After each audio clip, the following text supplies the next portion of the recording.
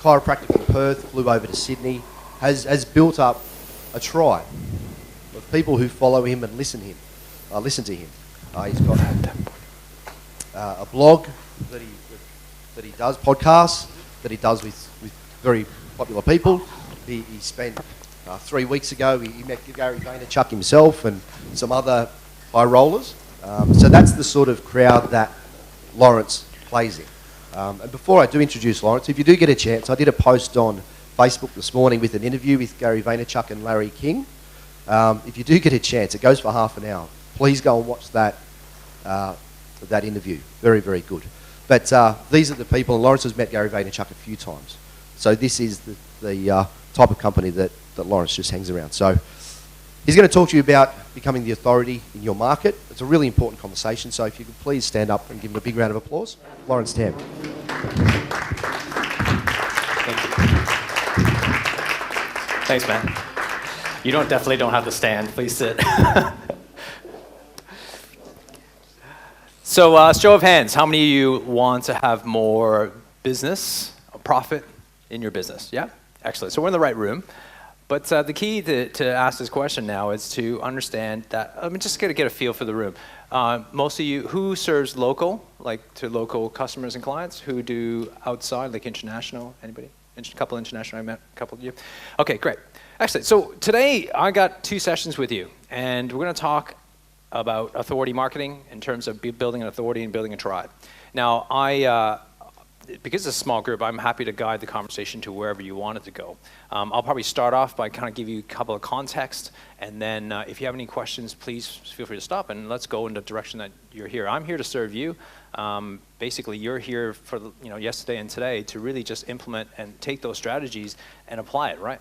So if that's what you're going to do, then let's make sure we actually do that. Because there's like you said, from what I can hear yesterday, you guys got a lot of content. Adam is a good friend of mine, and I'm sure he's given you great content yesterday. And from what I saw from, I think Tanya, is it Tanya yesterday? Came in.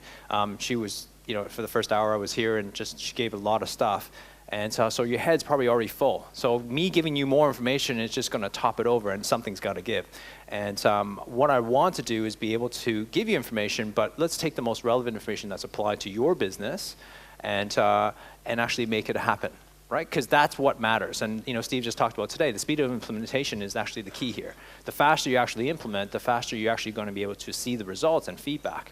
And who feels that this world that we live in is quite stressful in terms of the amount of things that we actually have to do? Great. Compared to 5 years ago, we have to do a lot more nowadays, right? Great. So who thinks in 5 years' time it's actually going to get easier? No, exactly, right? So guess what? In 5 years' time, you're going to be probably worse off position-wise in terms of time than you are currently today. I know that sucks, but that's just the reality, right? Ever since the introduction of the internet, when I got my first email in 1994, I was in University of Waterloo. I remember getting my first email. I thought, what the hell is this? Why do I need an email, right? Now, 20 years later, it's like, it's just part of life. Social media came on the scene around 2006 or so when you first signed up for your Facebook account. Do you remember the first when you first signed up? Everybody's signing up Facebook, like, what's this Facebook thing? What am I going to go on this thing for, right? And then you sign up, and all of a sudden now that's the only way we communicate.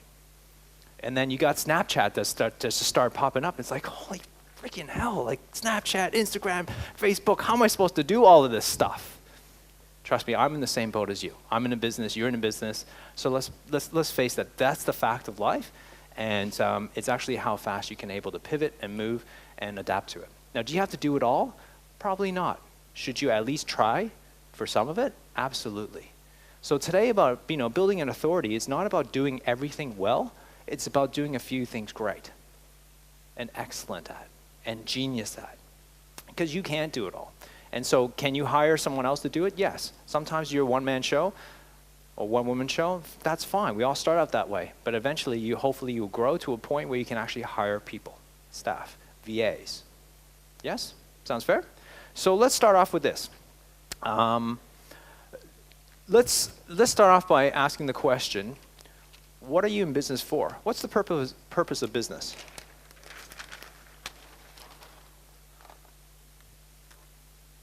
It's okay, you can answer. Okay, great. Perfect. So let's talk about profit, right? We're in it for profit, are we not? Right? Because business is about making money, and money is not a bad thing. Money is typically the value, right, in exchange for the value you give to someone else. Okay? So the more value you give to someone, the more value you get. That's the money exchange. And hopefully you actually given more value than the money you actually receive, so therefore that person wins, right? And someone else said profit and the people you serve. I'm sure all of us are in business to actually hope that we can actually help the other person win, right? All your clients, you want them to win. You want them to do better than where they were before they actually met you, right? And that's one of the purpose of business. And the third thing I think is if you're lucky enough is to actually do something you're actually passionate about, right? If you actually, like, every day, rock it 9 to 5, whatever you 9 to 12, or whatever you do, you rocking it in and out of your day, actually doing the things you absolutely love, then it's not work. But there's a thing that, I mean, I'm sure you heard, oh, follow your passion. But here's the problem with passion. Everybody thinks passion is like, follow your passion, it'll be just bliss. It'll be just like doing yoga all day. That's not true, right? If you think the connotation passion, it's about, like, if you're passionate with someone, or if you're, like, think of the passion of Christ. Was that suffering, or was it like luxury? It's suffering. See, when you think about passion, when people say follow your passions, it's not about like just making everything easy. It's actually making everything hard. Passion is about, following passion is about your willingness to do something that is actually hard, and you still want to do it. Does that make sense?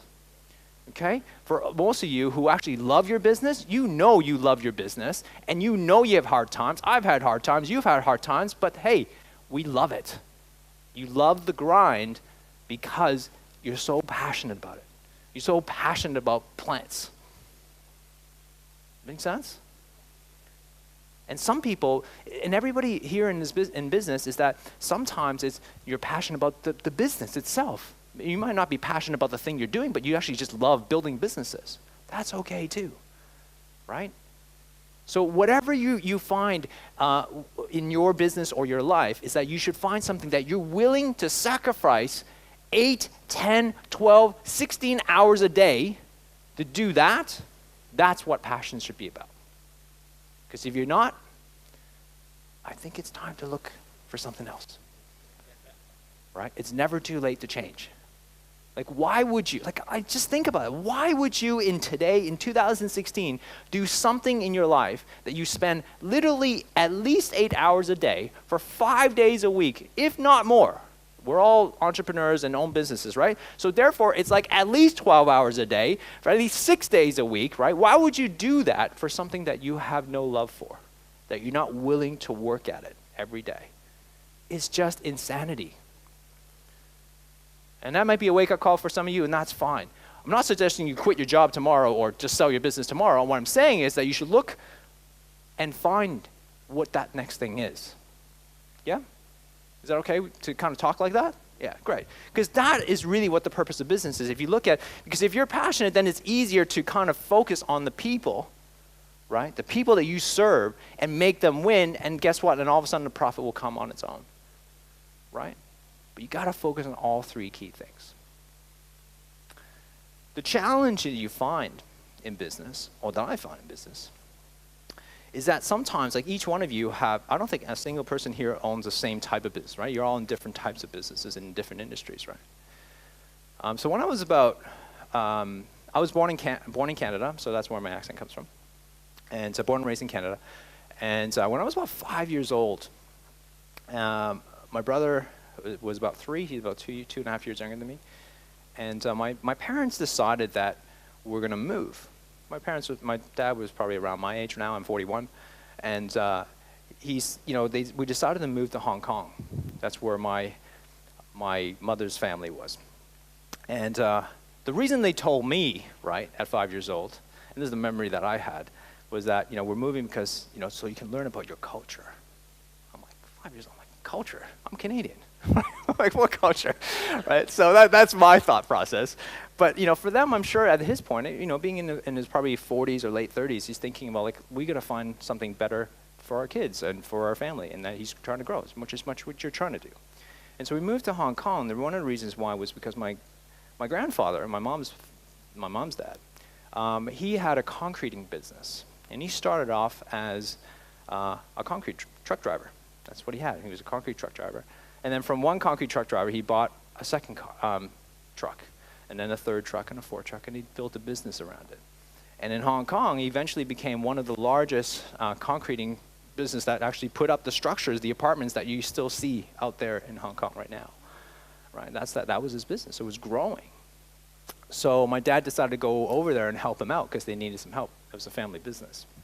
And so when we got there, I entered senior kindergarten, and we stayed there for 4 years.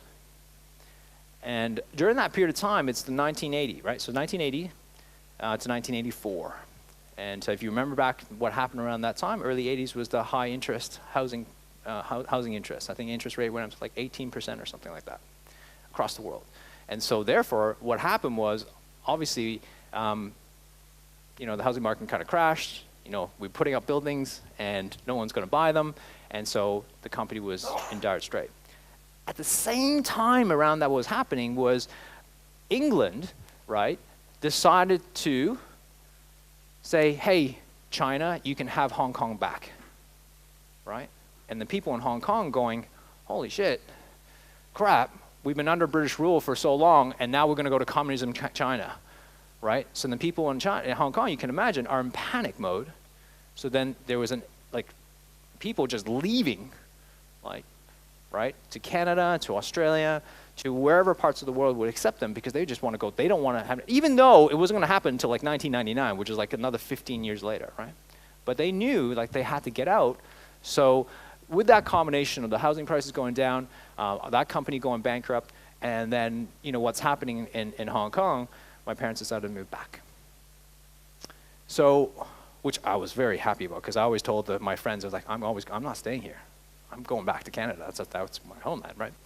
The problem was, though, when you spend 4 years of your life, especially around the age 5 to 9, where it's the most critical part about learning a language, even though I spoke English before I left, I didn't speak English when I got back, right?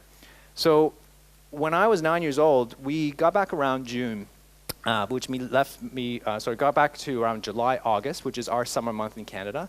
We attended summer school. I'm not sure you guys have summer school here, but summer school in Canada was sort of for those people who didn't do very well during the school year, so they put them in summer school for 6 to 7 weeks to kind of learn more. And so we entered summer school, and I remember clearly at 9 years old, back into my home country, not being able to speak my own language. And I remember, do you remember recess? Recess, right? It's all about play.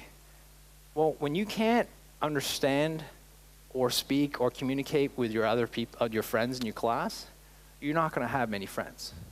Make sense? And I remember, at recess, I was literally just sort of sitting on a bench somewhere, looking at my Timex watch, counting down the 20 minutes, hoping that 20 minutes would go away. Now think about that.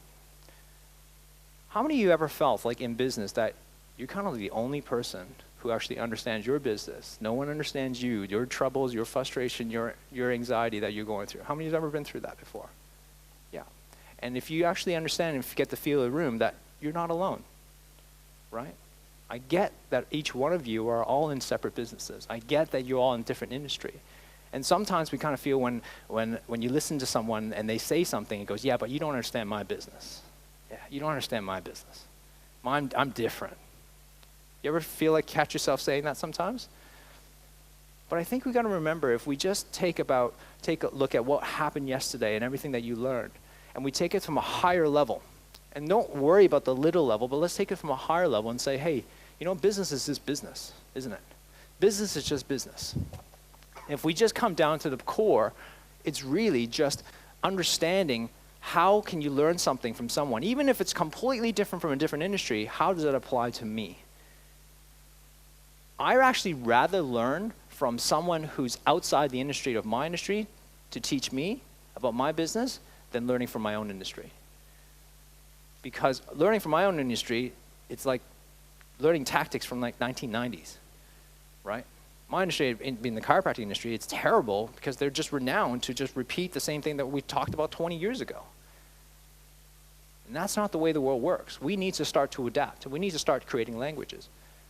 And so what I remember when I was 9 years old, I remember clearly in my head is that is not going to be, I don't want to be like that. And then I spent the next 20, 30 years and I'm still learning, to learn how to communicate, how to relate to the person next to me, and find the language, the common language that allows us to communicate with each other. And in order to get better profit, right, you just got to be able to demonstrate your passion to the people that you serve and communicate it not in your language, but in their language. Does this make sense? That's the key. How do you help people win is to be able to speak in the value that's in front of you, the customer that's in front of you. I believe Tanya went through some tribe stuff, right? Building your authority and actually looking at your target market. That's very, very important. That's probably the first thing that anybody should be thinking about. Why is that so important? Is because when you actually have a niche or a particular tribe, you can now understand how they speak, right? I kind of overheard what you were talking about before about high end, right? High end is it gardening or, yeah. Retail, right. So if it's high end, like even just that word high end, all of a sudden eliminates 80% of the marketplace. Now the communication style to that type of group is going to be very clear. The languaging, the fonts, the colors is going to match to that particular tribe. Does this make sense? And so you got to be very, very clear in who you serve. So why don't we start there? Actually, sorry about the workbook pages because the way I listed in the order that I wanted it didn't happen that way. So they're all kind of random order. So we're just going to go with it, okay? So what you're going to do right now is actually the first one's actually the first one. So, oh, no, it's not. It's the third page. So it's this one called Tribe Connection Creator. Okay, it's this one like this. Do you see that? Okay. So let's start there. The Tribe Connection Creator.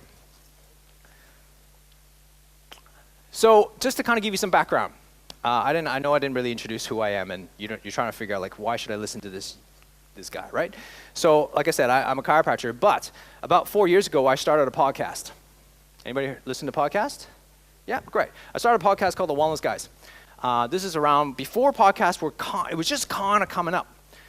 Who's listened to I Love Marketing before? Joe Polish, Dean Jackson? No, maybe? Yep, okay. So I started listening to that podcast. It was about 3 months in for them. And then I go, these are two guys just talking. I'm like, I could do that, right? So I called up a couple of buddies and I go, hey, you know what a podcast is? We think we should start an internet radio show, right? We should just talk on health and stuff. And so that's what we did. So 4.5 years, actually almost 5 years now, we started our first show. And literally recorded and called The Wellness Guys. We came number 1 in Australia on health, probably within about 4 months, 16 weeks actually. We hit number 1. And wow. We did no marketing. We didn't tell anybody. All we did was use Facebook and tell our friends and go, hey, we're starting a podcast. That's all we did. And after about a year, we figured out this is actually a cool thing. So let's start getting more shows. And we created something called the Wellness Couch. So now the Wellness Couch is think of it like a Channel 7 a podcast, but for health and wellness. It's purely for that tribe, right? For anybody who's interested in health and wellness, that's the podcast station you want to listen to. We have 20 shows now, 20 different shows.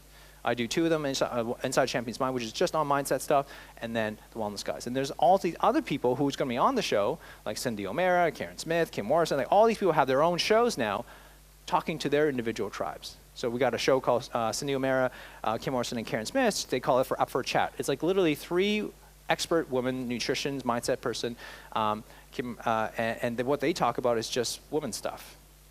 Their podcast goes for an hour, right? Our goes for half an hour. So everybody has their own different formats. You listen to a different podcast, everybody has got their own little thing, but that little thing is for that particular niche, for that particular target market. Does that make sense? And so whoever follows you is what you want to have. So when you want to think about this, is that there's 4 things when you come to think about tribes. Let's do this here.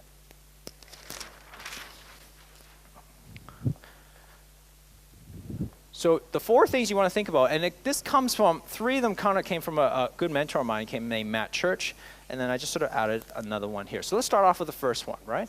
I think it's really important that you got to know your market. That's the first thing you need to think about when it comes to anything in the form of marketing or any business that you're going to start, or actually where you are now, is what's the market? And the question I have when I ask about the tribe in terms of market is, who do you want to be a hero to? Okay, let me repeat that question. Who do you want to be a hero to? Yeah. Who do you want to serve, right? Like, because if you're going to serve, you're going to have a business for, what kind of business are you in? Carpenter. Okay, great. So that could be a lot of things, couldn't it? Right? It could be new homes. It could be constructions, renovations. It could be anything, right? But who do you want to be a hero to? And let me ask that question a different way. The thing is about who you want to be a hero to is that if you're going to spend, like I said, 8, 12 hours a day doing something that you hopefully love, you might as well spend time with people that you actually like. Would you agree? Yeah. So let's not have clients that you actually hate, because then you're just going to have, if you had a 12-hour day, right, 12-hour day, you hate your job, you don't like what you're doing, and you also don't like your clients, you're definitely in a position to transition to something else, okay? Let's be very, very clear on that.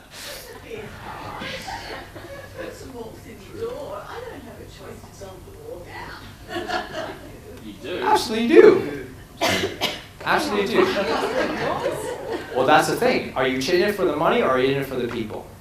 Right? So that's a very, very clear-cut answer. Like, I'm not suggesting you go, I don't like you, go. I'm not suggesting that. Okay, that's just not good customer service, right? Yeah. You're ugly, go, right? No, of course not. Like, that's not what I'm suggesting. But I don't accept everybody as a client. Okay? And I don't think you should too. Like, if you accept everybody as a client, then you're just going to run. Think about the time and energy. Okay, think about your worst client. Everybody think of a client that you've in the past that you absolutely did not like, right? Think about, everybody got one? Okay. How much time did you spend with that client? Was it more or less than your best client? More. Too much. How much energy did you waste on that client compared to your best client? Okay, right. How much heartache, stress, and anxiety and cortisol levels, right, that affected you, right, compared to the person that was your best referrer? Yeah. How much time did it affect your family life, your relationship with your husband, your wife, your kids, outside of your hours that you actually worked because of that one person? Exactly. So let's go back to the original question. Why would you accept a client that you actually don't like? Remember, listen, I was a chiropractor, right? So which means I'm a doctor, and a patient's going to come in. Now, it doesn't mean that I won't accept them. It's just that I will make it almost slightly more difficult for me to actually take on your care. That make sense? Yeah. And I will refer you. I will literally tell a client, if they're not right for me, I'll literally tell you, he goes, I am not the right chiropractor for you. I would actually highly recommend to this person who is my enemy. But you can go see it. No, just joking. No, I wouldn't be that cruel. So let's go back to the high context. All I'm saying is, if you're going to spend your day in, day out with something that you love, you don't want to ruin that with the people that you serve, right? The people you serve should be the people that you actually want to help with. So this is just an exercise, okay? This is just an exercise. So the exercise is, if I had to choose my clients, my ideal clients, who would that be? Who do you want to be a hero to? Who do you want to kind of be like, yes, I want to serve these type of people, okay? So I want you to take some time right now on the top there is write down all the possible marketplaces that you could serve that you would like to be a hero to, okay? You don't have to choose right now, but at least sort of come down with a few, because there's going to be tons. You can serve a lot of people.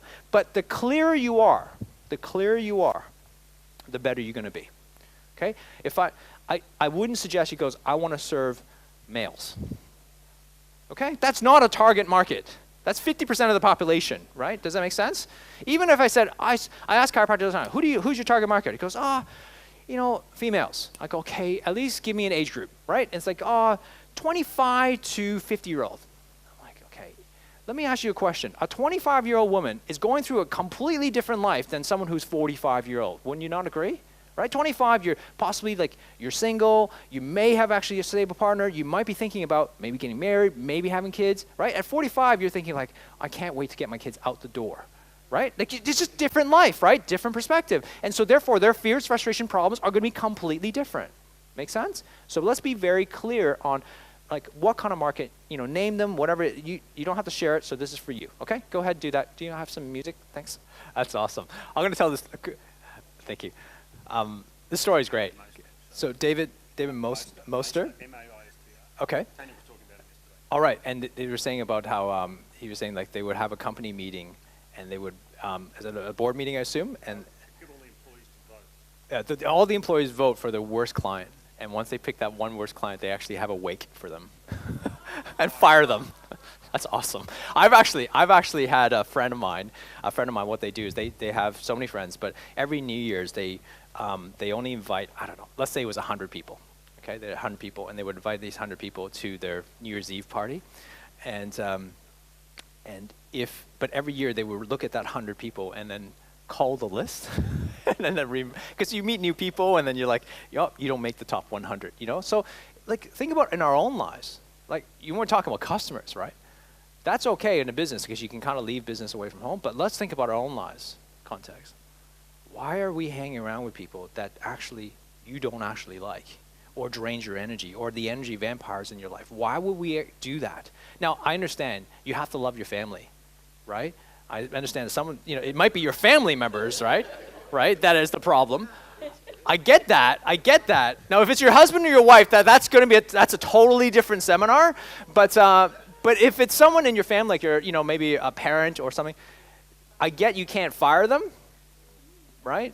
But friends, definitely, there's going to be certain times where you just need to learn to cut the ties, right? Because they're holding you back. It's just from a pure mindset point of view. So I'm sorry to distract you on your exercise. Is that good? Yep. Okay, cool. So, all right. So now let's move on. I just realized my time is okay. So I just want to be clear. I haven't even started the slide deck yet, and I got all these. I'm never going to get through these worksheets. Just to be very clear, but we'll do the best we can. Okay. Now, the market. You got your market, right? Okay. So what I want you to do. I know this is very, very difficult for you, right? I understand your pain that you're going to go through in the next minute. This is going to be different. So take a deep breath and breathe. Everybody has at least like 5 marketplaces, I assume. Yeah. So what you're going to have to do now, listen carefully. I know this is hard. I know it's hard.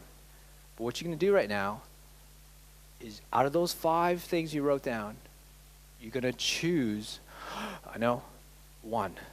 Okay? Now, one target market. Now, it doesn't mean that you don't serve the other 4. You're not ignoring them. But I just want you to be, for the next exercise here, I just want you to choose one group. Okay? One group. Is that okay? Okay? All right. So you got that? All right. So the next thing you want to do, once you choose your market, you got to be very clear in what the message is. Okay?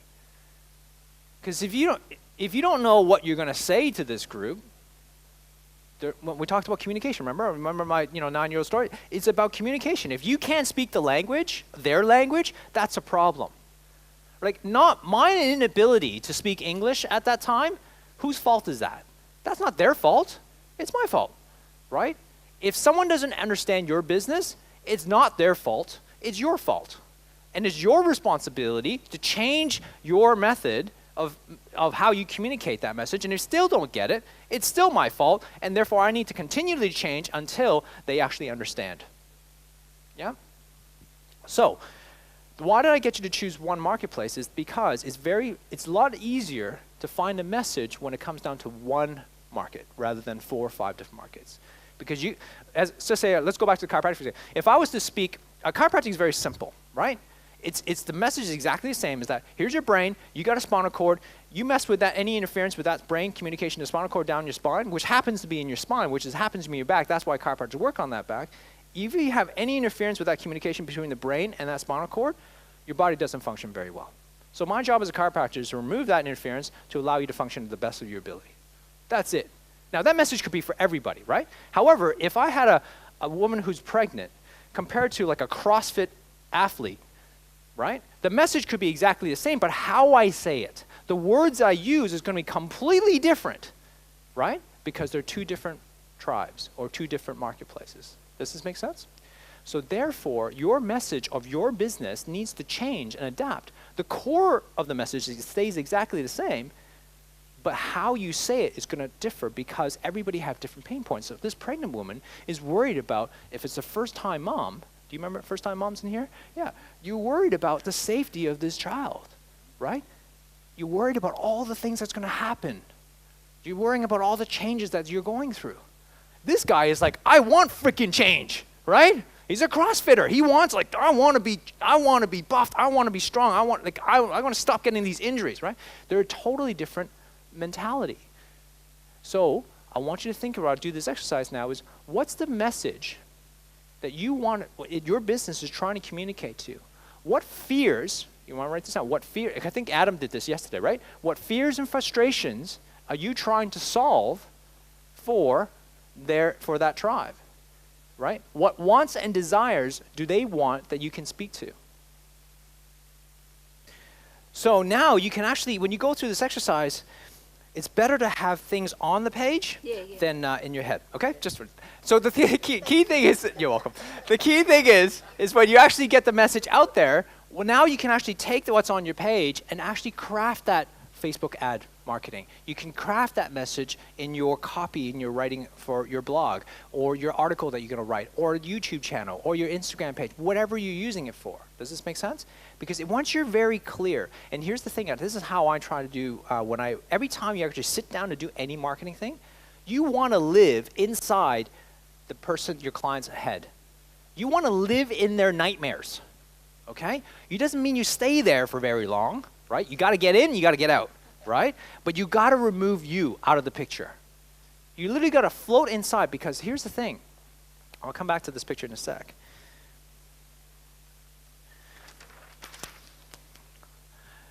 There's sort of like 3 layers.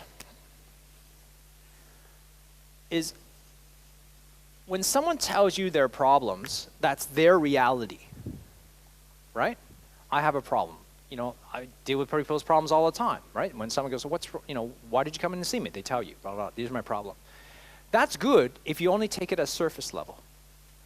But what you need to do, right, if you're smart about this, is to kind of understand what's the hidden problem underneath that reality that they're telling you. Oh, that's their reality.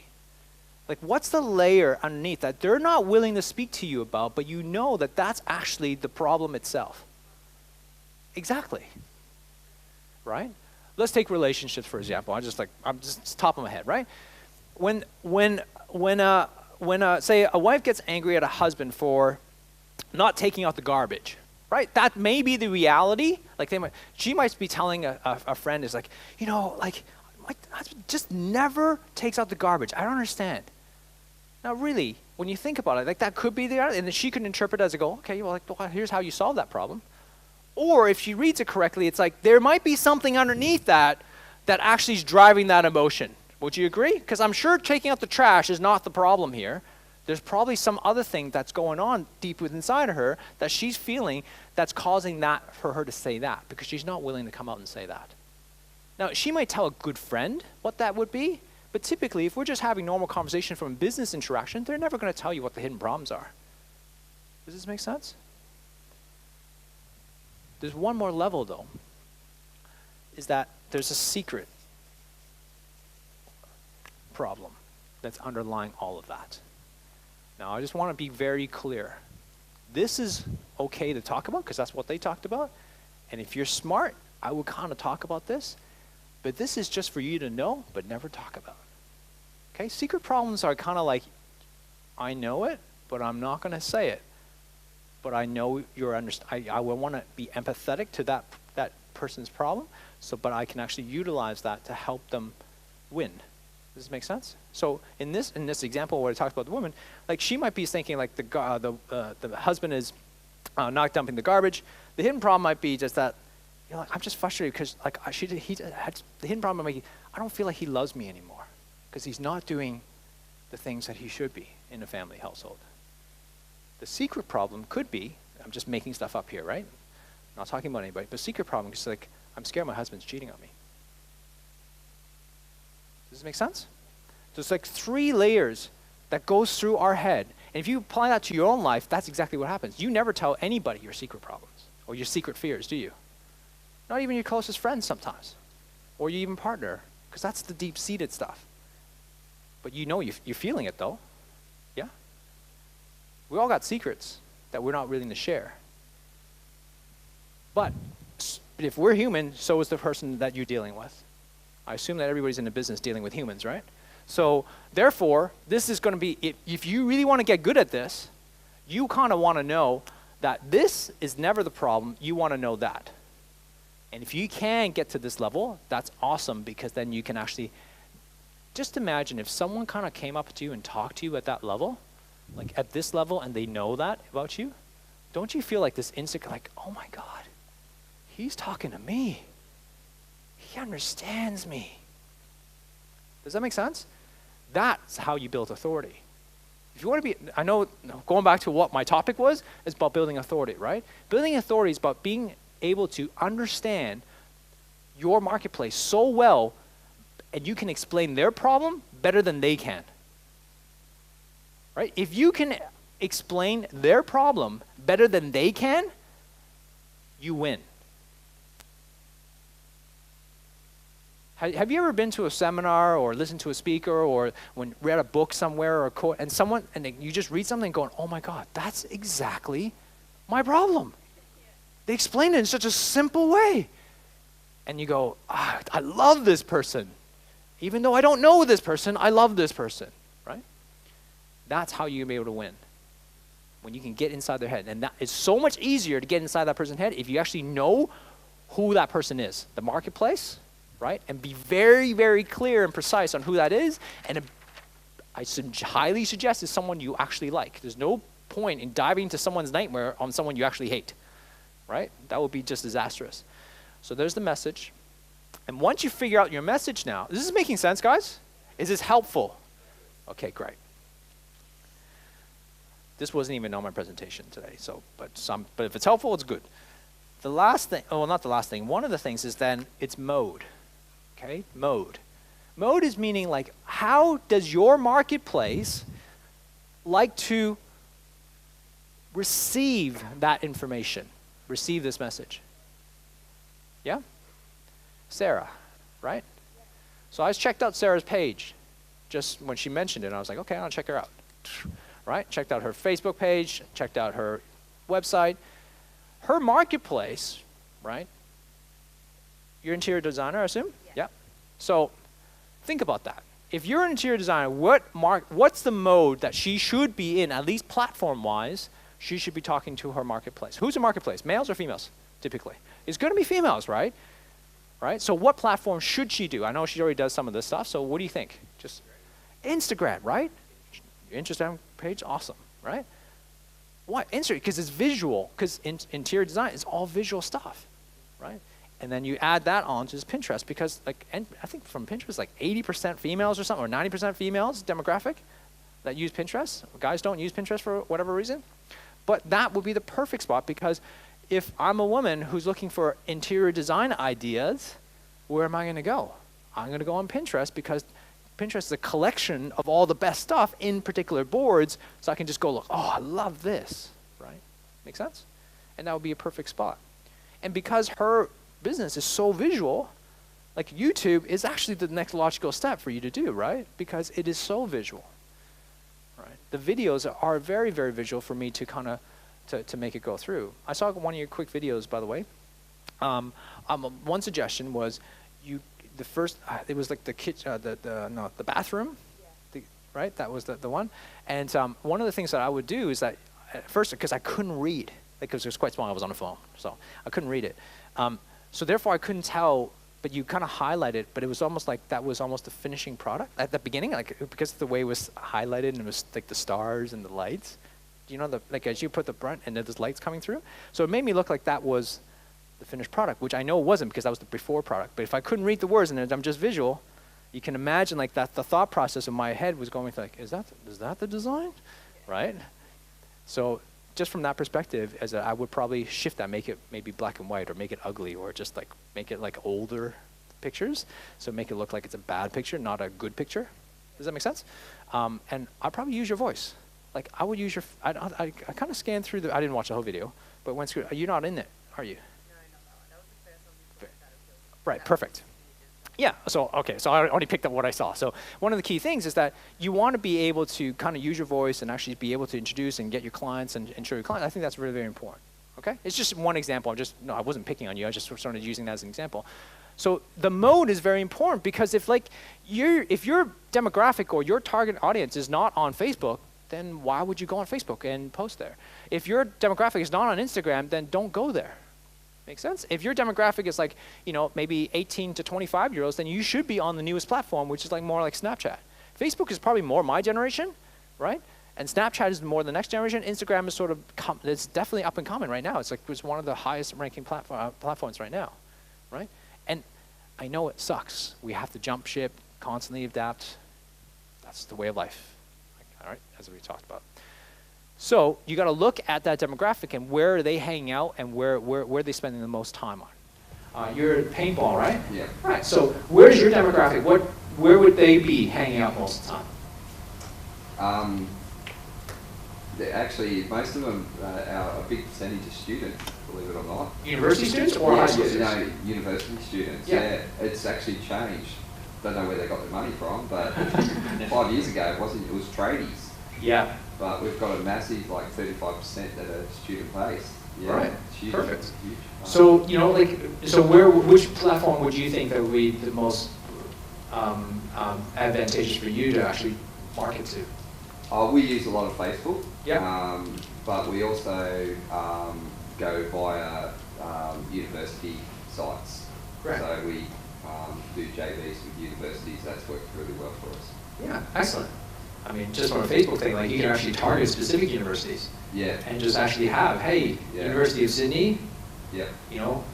And actually have just special just for them, and then do the same thing for whatever universities around. Yeah. That demographic is also too. I would consider Snapchat. I don't know anything about Snapchat, just to be clear. I'm trying to get my son's trying to help me with that. I know, me too. I'm just starting to get into it. I have no idea what swiping left, right, up. I'm still learning. So, but I'm just thinking that demographic is kind of perfect for you. All right, does this make sense, guys? Okay, but the reason why I'm suggesting, like from paintball perspective, is it is visual, but it's action, right? So the videos would be very, very helpful because it just stimulates my eye. So the Facebook ads would be actually a video would be probably more powerful because as I'm scrolling, I'm seeing like guys shooting guns and it's kind of crazy, right? I actually held the gun for the first time in my life like 3 weeks ago. I was in America. I was at this event.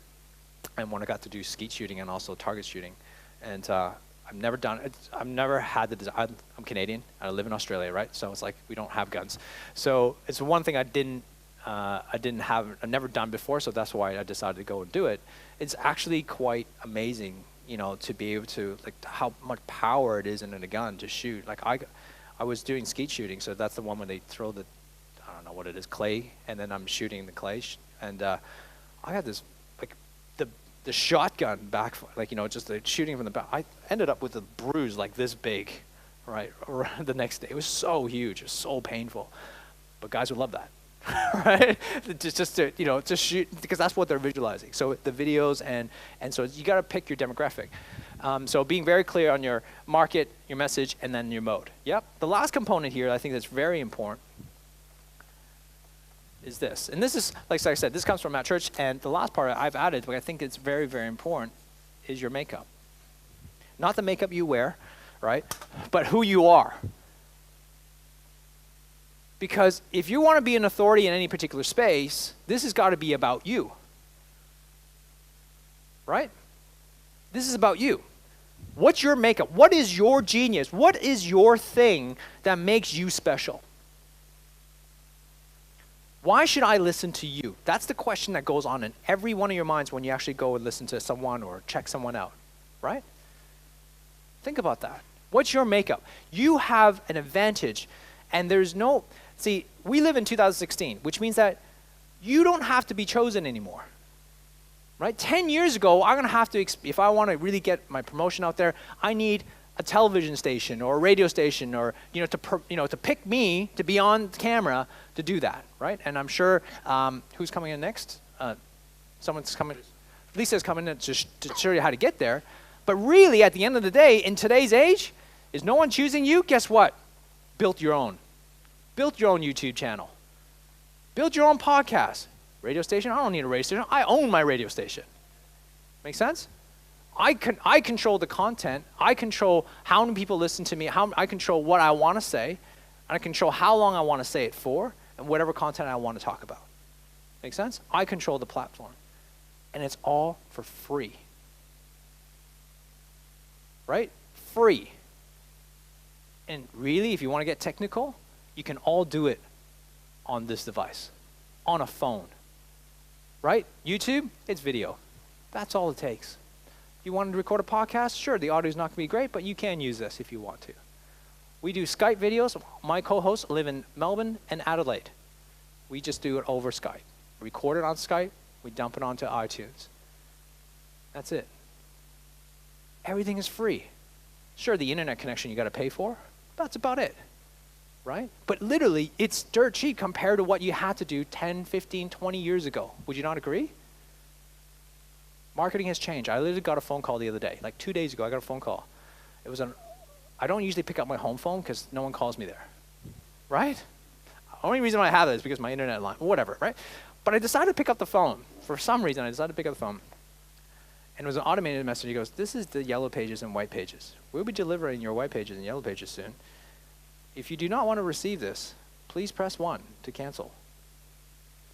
They know they're dead. They were dead like 10 years ago. But now they're starting to finally admit it and go, hey, let's save on shipping costs and printing costs by just eliminating people who don't actually want this. Does it make sense? Right? When's the last time you actually opened the yellow pages? Right? It's never going to happen anymore. So that market, and you got to change. If you don't adapt, you will, like, look at big companies like Blockbuster, right? Where did that go? Right? I remember, how many of you remember going to Blockbuster every single week, right? Renting DVDs, right? That's gone, right? What happened to Kodak? They're the one who invented the digital camera, and they shelved it. And now where are they? Right? They're trying to reinvent themselves. So when it comes back to authority marketing, you got to be very, very clear in who you stand for, what your makeup is. Let's think about companies, all right? Let's think about companies. What are common with these companies I'm going to name? Let's name Disney, Apple, Tesla, Virgin Airlines. Do you know their owners or who started them? Yeah, you know them, right? You know a story about them. Disney, you know Walt Disney. You know Apple is Steve Jobs, right? Virgin Airlines is Richard Branson, right? Tesla, you may or may not know, but it's Elon Musk. You know, Steven's favorite person at the moment, right? You know them. Why? You know the brand, but you love the brand. Who's an Apple fan here? A Mac fan? Okay, right. Do you love your Mac? Absolutely. Anybody who owns a Mac loves their Mac. Like, don't touch my Mac, right? And you never go back. And you love their product, and you know their product, but you also, because you love and who's passionate about, like, you love Steve Jobs when he was alive and what he did. He was an ass, right? But you loved his passion, his vision. Make sense? Disney, same thing. Like, you go, I mean, I went to Disney World. I took my kids to Disneyland a couple years ago, and I was blown away. Like, we weren't even in holiday season in America or anything.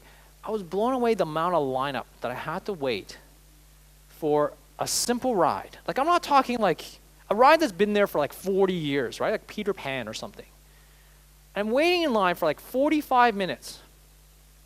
I'm like, this is ridiculous. I'm not only in line waiting with my kids, like, you know, but they were like maybe 3 and 6 or something at that time. And I'm waiting in line, and there's grown-up adults in that 45-minute line ahead of me waiting to go on this Peter Pan ride. I'm like, surely there's better rides for you, all right, than this stinky little kiddie ride that you're making me wait 45 minutes for. Why? Because they're passionate about Disney. It's amazing. It's like there's people just flock to Disneyland because of Disney. When they get there, you see crazy people. Like you see them all wear like Disney hats and Disney shirts, and they all wear the same thing. I'm like, wow. Yeah, it's like they're Disney fanatics. That's a tribe.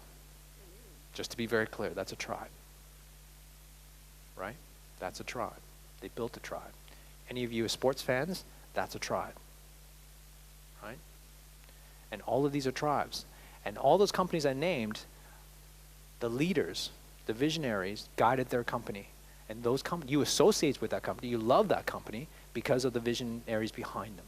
So I understand you want to focus on your business and market your business, but I think in today's age, you fall in love with the business because of the people that drive that business, the person that's behind it.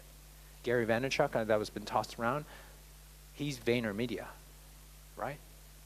But you know Gary you know Gary Vaynerchuk.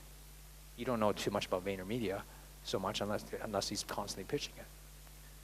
But like, let's take a totally different four companies. Let's think about like Kmart, Holden, David Jones.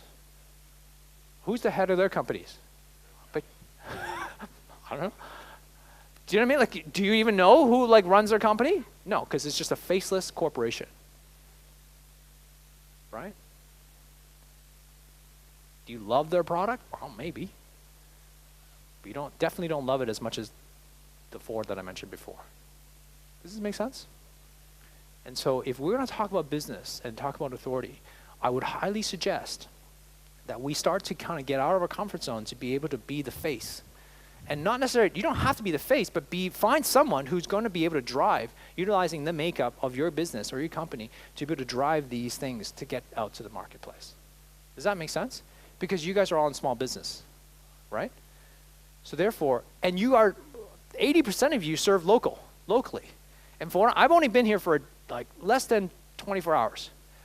And I went to dinner last night with a friend and a couple of business people that she invited, and everybody seems to know each other in Wollongong. Is that correct? Like it's small enough that everybody kind of knows each other. So would it not be wise if you were a bookkeeper to kind of be the bookkeeper? If you own, a particular store, that's the store that you should go to when it comes to that? It's so much easier in today's age because you have the platform all for free, by the way, if you're willing to work it. But it does take time. This is a long game, not a short game. Okay? I can give you tactics and strategies, but that's only going to work short term. But if you really love your business, I mean, that's most of us are in. If we're talking about passion, then it's about playing that long game. It's about playing like, how do I, not trying to get the returns right now, but it's like, how do I be better at that? For example, like let's go back to mode. We can say, you know what, I'm going to start a YouTube channel, but I can guarantee your first video is going to suck. So is your second one, so is your 10th one, right? But by the time you hit 20, 50, 100, you're going to be better at it. I don't highly suggest you listen to my first 20 episodes of the Wellness Guy Show. It's there.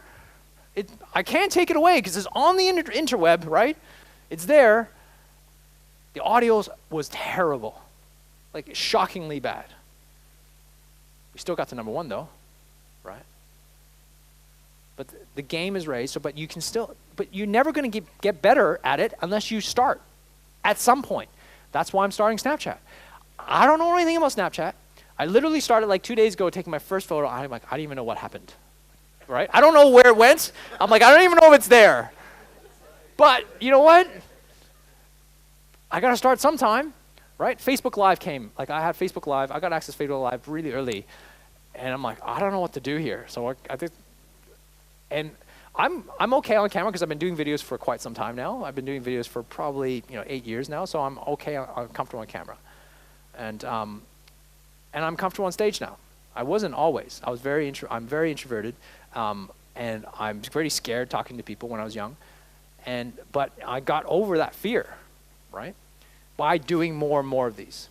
At the Wellness Summit that we do every year, I speak to 1,000 people, right? And so I had to overcome that fear if this is what I want to do. And the more you do it, the better you're going to get it. Are you going to have it home runs every time? Absolutely not. But this is my passion. This is what I love to do. I love just teaching in front of crowds. and people. I love helping you win, right? So the thing is that I need practice all the time. This is practice for me, right? This is always just getting out there and just doing my thing. And I'll figure out tonight, when I go home, like what worked, what didn't work, what did you laugh at, and what didn't you laugh at? What resonated with you, what didn't? That's why I constantly ask you feedback, because I want to know, like, if you're not feeling this, then let's go somewhere else, right? I need to pivot on the spot. I don't want to drag you out in the next 3 hours being bored out of your mind, right? So what I'm trying to get at is that you got to start somewhere. You got to start practicing somewhere. Now, you could do the first 20 videos and never post it up anywhere. You can write your blog, your article, and never post it, but just write for yourself. That's the key. Has anybody heard of Seth Godin? Right. Who watches Seth Godin stuff? Sort of? Okay. Seth Godin books are amazing. You should go check him out. Seth Godin. He writes a blog every day. And every day, like literally, if you read his blog every day, which is pretty hard, but if you read his blog every day, just for a few days in a row, you're going, holy crap, that's insightful. Like, I don't think I've ever read one of his blogs and go, like 2 days in a row. It's like, most of the time, it's like, wow, that's brilliant. He's been writing every day for I don't know how long, like at least 10 years, right, since I followed him. And he puts out a blog every single day. And the key, though, is that he doesn't just write one blog a day. He writes about 3 to 5. And he just posts one. Now think about that. Like, writing one a day is hard enough, but can you imagine, like, writing 3 a day and only posting one? That's practice. That is putting the hours in. That is working it on your craft, right? How many of you actually spend time working on your craft? Right? We're so worried about transaction all the time, right? Marketing, where's the people? But we actually forget about the craft. The craft is here, is who you are, who's naturally you. Some of you guys are great speakers. Some of you guys are great presenters. Some of you look great on camera. Some of you have a great voice. Some of you are amazing writers. Use and leverage what you do best. Yeah? I'm a terrible writer. I told you my story between 5 and 9. I was in Hong Kong, so I didn't have the basic understanding and structure of grammar, right? So which means my grammar and my English is absolutely terrible.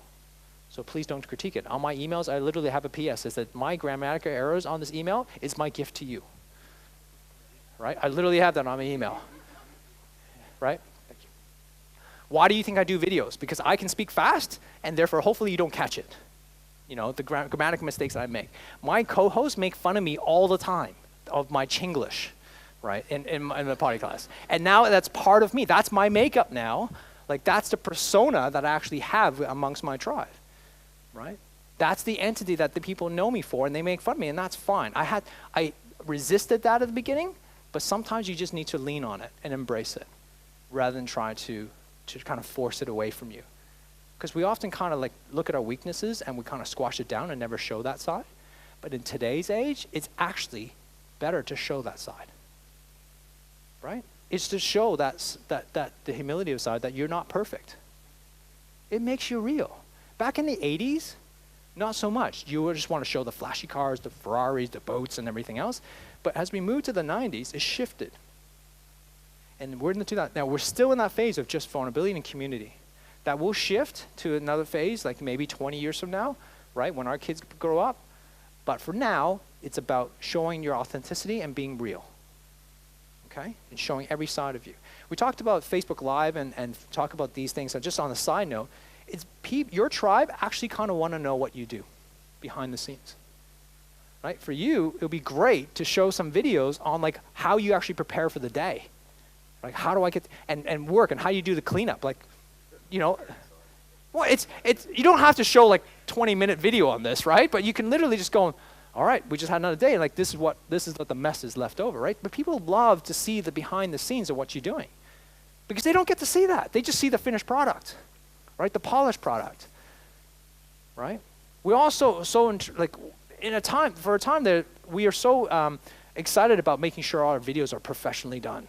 It's got a green background or, white background or whatever. And that's good, but mix it up a little bit. People kind of want to know you kind of not always corporate. They want to know, like, hey, what are you doing today? Like, what's actually happening? Isn't that what Facebook is about? When you look at Facebook feeds, It's about trying to get an understanding of how this person is, what's going on with their life, right? Now, and be very, very clear on social media on what you're willing to share and what you're not willing to share. Okay, so Gary Vaynerchuk doesn't show any pictures of the kids or his wife. He hardly ever talks about them because they made an agreement not to talk about them, right? I understand, I'm very clear, like I'm okay to share the pictures of my kids, right? Because that shows me that because most people think I'm really young, right? They look at me and they go like, like you're like early 30s, like what do you have to say, right? And so therefore I kind of have to show them like, I actually have kids, like, I got young kids and I'm actually a lot older than you think I am, right? So just imagine me being a chiropractor, you come to see me and I've been a chiropractor for 16 years. So you imagine like 16 years ago, right? And I'm like, where's the chiropractor? You're the student, aren't you? Right? That's the impression I got, right? That's every single time. So I have to kind of like, boost up my authority somehow. And so those are the things you're going to have to work with. If you look young, you're going to have to make yourself a little older, right? And so the thing is, you got to be very clear on what you're willing to share and what you're not willing to share. I can't display pictures of my wife unless I have my wife's approval. Yeah? Husbands in here? Yeah, right? It's very, very, very specific. It's like, this one? No. This one? No. Oh my gosh. That's why I don't see many pictures of my wife, because it's like, if I don't have approval, then I'm not going to show it, right? That's the agreement. So you got to be very clear on what you're willing to show and what you're not willing to show. But just be very, be very clear right from the beginning. Those are the rules, and then work within those rules, and then show that. Don't always just be business. Sometimes show a bit of humility and just like, hey, this is what I'm doing.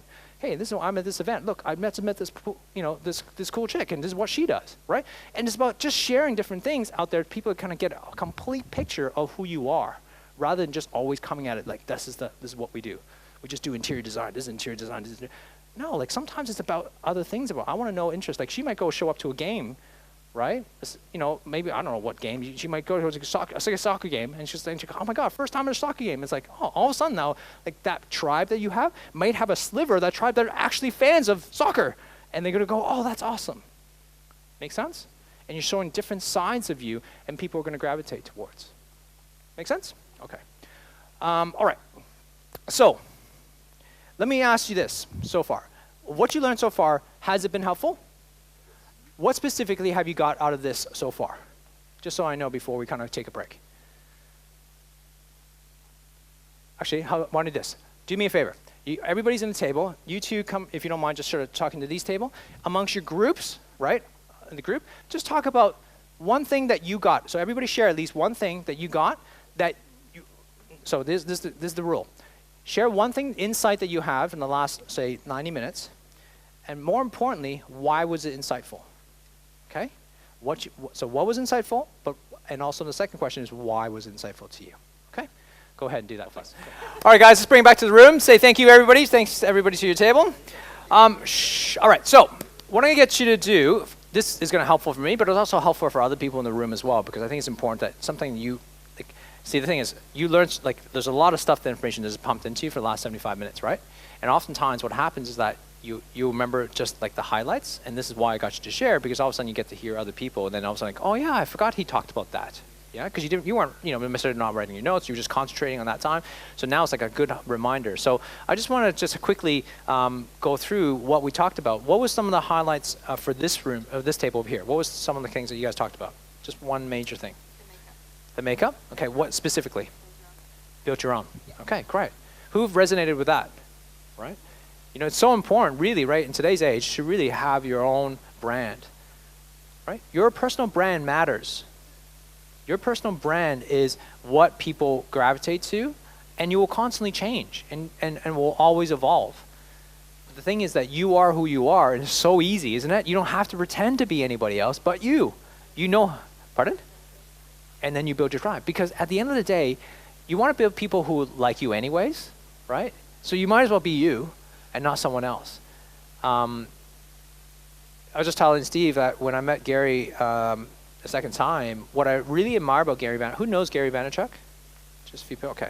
So Gary Vaynerchuk, if you go search him out, but like what I really like about him is that he is exactly the same off stage as he is on stage. Like he is how he is.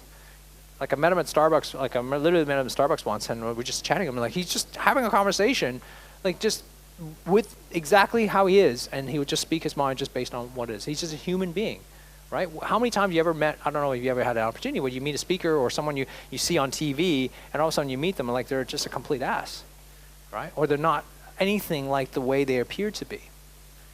And people can smell that out now, right? They can search you, they can find you, they can find everything. So you may as well be very, very, be yourself.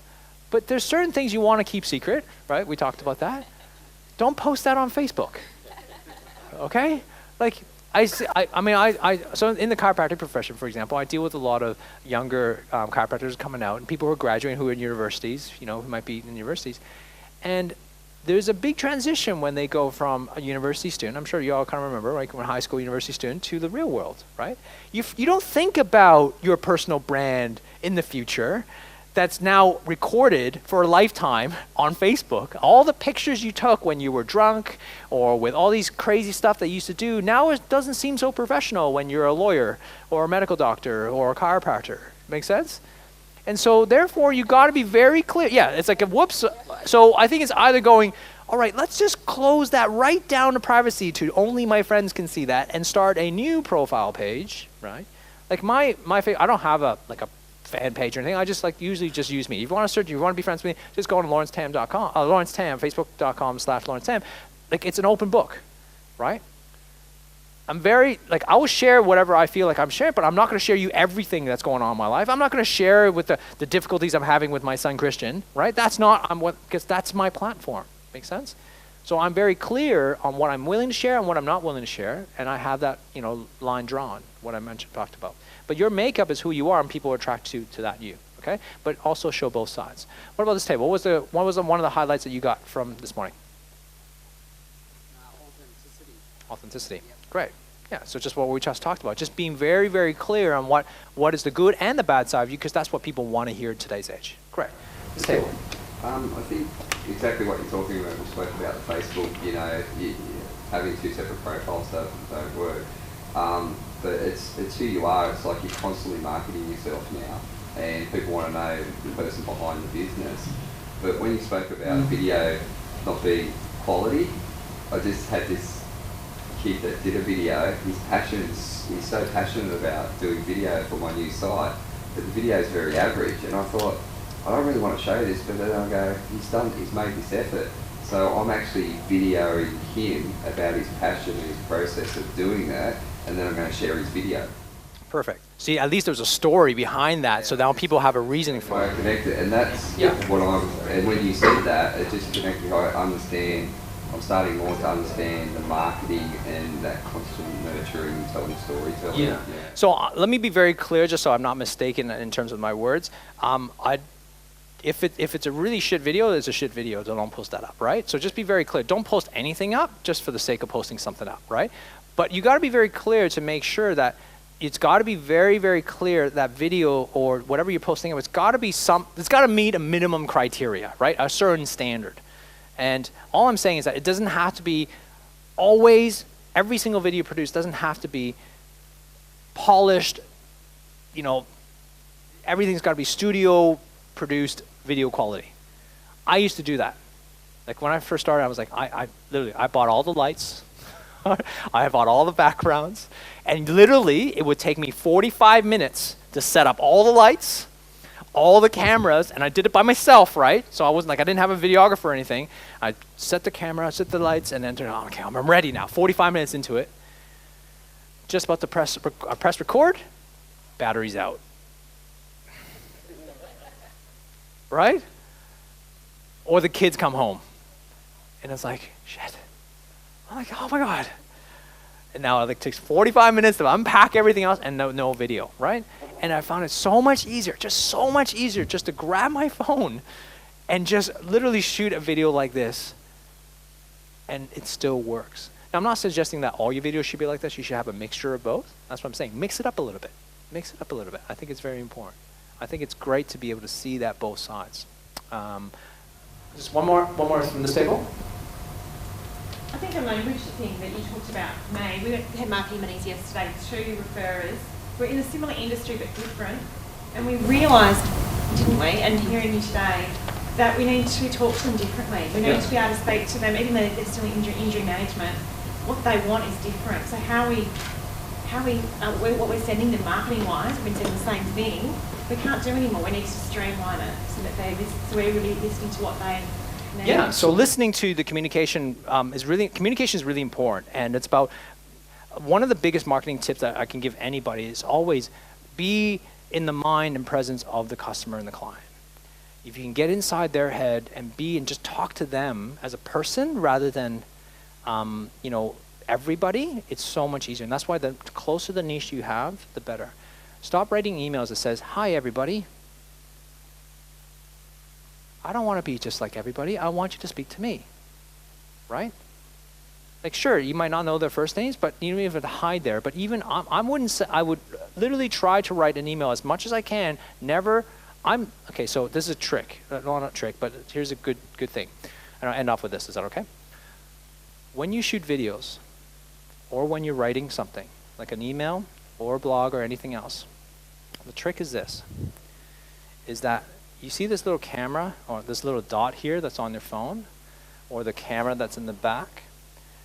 What you want to do is you want to imagine one person, which is what's called the avatar, that represents everyone in your tribe. Okay? The one level up from there is that you want to name that person. Okay? Name him. Bobby, Johnny, Billy, whatever. But that name, it's got to be fit for that tribe. Like, you're not going to, typically, if my tribe is between 15 and 24, chances are that avatar is not going to be named Barbara. Right? Just to be clear, right? See, the name matters because every generation has like certain types of names. Like my generation was like all Jennifers. I had like 5 Jennifers in my class. You know what I mean? That was like that typical name. Now you're going to get more unique names now for the next year. So all I'm saying is that name that person. Like you should probably pick your favorite client, right? If that represents your tribe, and just what she or he looks like. This is what I do. So when I film this camera, I'm looking directly. Remember, know where the lens is, by the way. Okay, just to be clear. It doesn't bother me so much, but it's just kind of like that's a kind of a rookie mistake where you're looking over here and the camera's over here. Like you can kind of tell that you're not, because then you're not engaging with me, right? Because when I'm watching, I want you to engage with me, right? You're not going to talk like this, are you? I do. Okay, all right. Wrong person to choose from as an example. So, okay, going back to the video. So when you're talking to video or walking the camera, I'm looking inside that lens and I'm imagining, right? I'm imagining Jennifer in that. I'm talking to Jennifer. I'm literally just speaking to Jennifer only and not anybody else. When I'm writing to Jennifer as if I'm writing a personal email to Jennifer. Okay?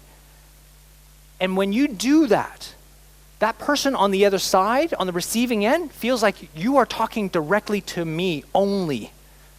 Or I'm doing this video as if you're speaking to me only. Right? That is what's powerful. Because now the receiving is like, I feel good.